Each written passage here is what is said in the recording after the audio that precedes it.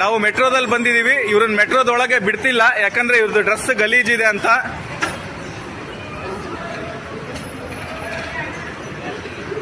ಬ್ಯಾಗಲ್ಲಿ ಏನಿಲ್ಲ, ಬ್ಯಾಗಲ್ಲಿ ಬಟ್ಟೆಗಳಿದಾವೆ. ಏನಿಲ್ಲ ಸರ್, ಎಲ್ಲ ಸರ್ಚ್ ಮಾಡಿದ್ದಾರೆ. ಡ್ರೆಸ್ ಗಲೀಜಿಲ್ಲ ಅಂತ ಬಿಡ್ತಿಲ್ಲ ಒಳಗೆ.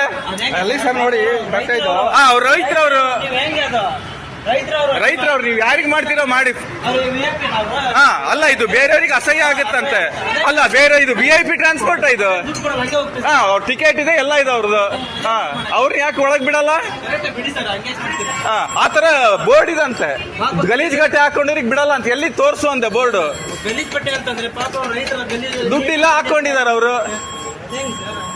ನಾನ್ ಚೆನ್ನಾಗಿ ಹಾಕೊಂಡಿದ್ದೀನಿ, ನನಗೆ ಫ್ರೀ ಬಿಡ್ತಾರಾ? ನಂದು ಹೆಂಗಿದ್ ನೋಡಿ, ಲಕ್ಕ ಲಕ್ಕ ಉಳಿದ್, ನನಗ್ ಬಿಡ್ತಾರಾ ಫ್ರೀಯಾಗಿ?